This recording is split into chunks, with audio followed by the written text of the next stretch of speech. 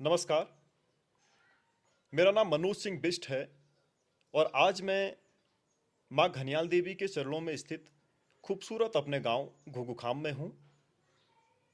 हमारे बीच आज एक ऐसे व्यक्ति उपस्थित हैं जो समाज सेवक के रूप में देश में एक परिवर्तन की राह पर निरंतर कुछ सालों से अग्रसर हैं।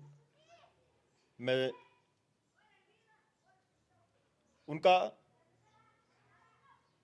मैं उनको आपसे अवगत कराता हूँ। हमारे बीच हैं श्री श्री 1008 जगत गुरु चित्रगुप्ताचार्य डॉक्टर स्वामी सच्चिदानंद महाराज जी। जय श्री राधे। जय श्री राधे महाराज जी, प्रणाम। सबसे पहले तो हमारी ग्राम पंचायत इस घुघू सिकड़ी में हार्दिक स्वागत है बहुत बहुत धन्यवाद आपका। और समस्त ग्रामीण वासियों की ओर से मैं आपको धन्यवाद व्यक्त करता हूं कि आप समाज सेवक के रूप में और देश की इस परिवर्तन की इस राह पर निरंतर कुछ सालों से प्रयासरत हैं। मैं आपका हृदय से धन्यवाद व्यक्त करता हूं। स्वामी जी, मैंने देखा कि सोशल मीडिया में भी और अक्सर हम आपको जो है फेसबुक में या इंस्टाग्राम में आपके प्रवचन देखते हैं। उसमें हमने देखा कि आप जो है एक भारत शुद्धिकरण की यात्रा पर निकलने वाले हैं। ये भारत शुद्धिकरण का क्या उद्देश्य है और किस तरह से आप इसको चलाने वाले हैं? कृपया थोड़ा उस बारे में हमें अवगत कराएं। बहुत बहुत धन्यवाद कि आपने हमारे इस संदेश को देखा। ये एक संकल्प यात्रा है, भारत शुद्धिकरण यात्रा। ये माँ भारती, ये भारत देवों की भूमि है, ये देवियों की भूमि है। लेकिन लगातार कई वर्षों तक इसने गुलामी का दर्द सहा है, जिस कारण से इस माँ भारती को अशुद्ध करने के कई प्रयास किए गए। अलग अलग षड्यंत्र रचे गए, अलग अलग रूप से। पहले मुगल शासकों ने आकर यहाँ पर सनातन धर्म के खिलाफ बहुत कुछ किया, बहुत अत्याचार किए, हिंदुओं पे बहुत अत्याचार हुए। ये समस्याएं धीरे धीरे बढ़ती चली गई। उसके बाद फिर अंग्रेज़ों ने आकर यहाँ पर शासन किया। तो हमने देखा इन गुलामी के जो समय रहा, ये कार्यकाल रहा, इस कार्यकाल में बहुत सी चीज़ों में सनातन को कई नुकसान उठाने पड़े। कई हमारे मठ मंदिरों को तोड़ा गया, सनातनियों को किस प्रकार से उनके धर्म को भ्रष्ट किया गया।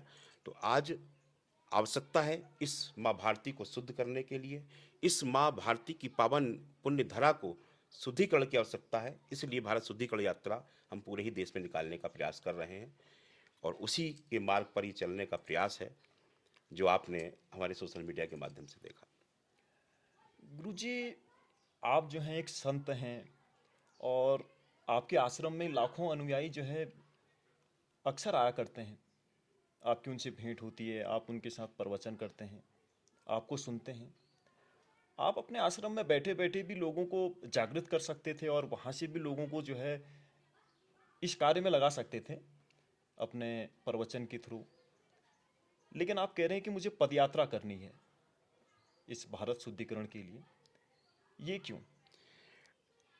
बड़ा अच्छा प्रश्न आपने किया। बिल्कुल सही है कि हमारे लाखों अनुयायी हैं और सब आश्रम पर आते हैं, लेकिन अब ये बैठकर कार्य नहीं हो सकता। जो आते हैं वो सुनते हैं, लेकिन जिनके पास संदेश नहीं पहुंच रहा है, जो आश्रम तक नहीं पहुंच रहे हैं, जो मठ मंदिरों तक नहीं आ रहे हैं, जो अपनी ही दिनचर्या में व्यस्त हैं, उनके साथ किस प्रकार से छल किया जा रहा है, किस प्रकार से कपट किया जा रहा है, किस प्रकार से हमारे सनातनी हिंदुओं को अपने राह से विमुख किया जा रहा है, उनके मार्गों को बदला जा रहा है, उन्हें अनैतिक कार्यों की ओर ले जाया जा रहा है। इन सब पर जब ध्यान आकर्षित किया गया तो ये कार्य बैठकर किसी मठ मंदिर में नहीं हो सकते या आश्रम के अंदर नहीं हो सकते।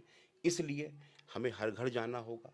हमारा प्रयास है हर घर आंगन तक हमारा संदेश पहुँचे, हर बच्चा सनातन को जाने, हर बच्चा धर्म के, हमारे सनातन के जो संस्कार हैं, जो संस्कृति हैं, आज हमारे बच्चे उससे विमुख हो रहे हैं। क्या उसको एक जगह बैठकर पूरा किया जा सकता है? क्या हम सोशल मीडिया पे सब कुछ बता सकते हैं? हम समझा सकते हैं? कई चीज़ें, कई कुरीतियाँ ये देखने को मिल रही हैं जो हम वहाँ जानकर जाकर जान पाएंगे कि आखिरकार क्या ऐसी परिस्थितियाँ हैं कि हमारे बच्चे हमारे हिंदू, हमारे सनातनी अपने धर्म से विमुख होकर एक अनैतिक मार्ग पर चल रहे हैं, तो उनको कौन भटका रहा है? उनको इस प्रकार से किसके प्लान हैं, किसके मिशन क्या हैं, इन चीज़ को देखना होगा, क्योंकि आजकल जो सुनने को देखने को मिल रहा है, गांव-गांव जाकर क्रिश्चियन मशीनरी और इस्लामिक मशीनरी जो है, हमारे हिंदुओं को बरगला कर अपने धर्म की ओर लेने जाने का प्रयास कर रही है।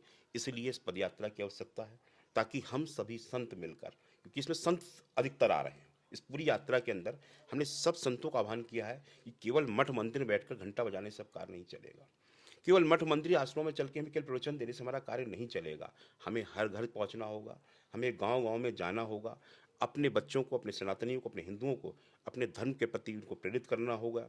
उनके संस्कार, अपने संस्कार और संस्कृति को किस प्रकार से उस घर में, उन परिवारों में, उन बच्चों में पुनः जागृत किया जाए, इसलिए इस पदयात्रा की बहुत आवश्यकता है।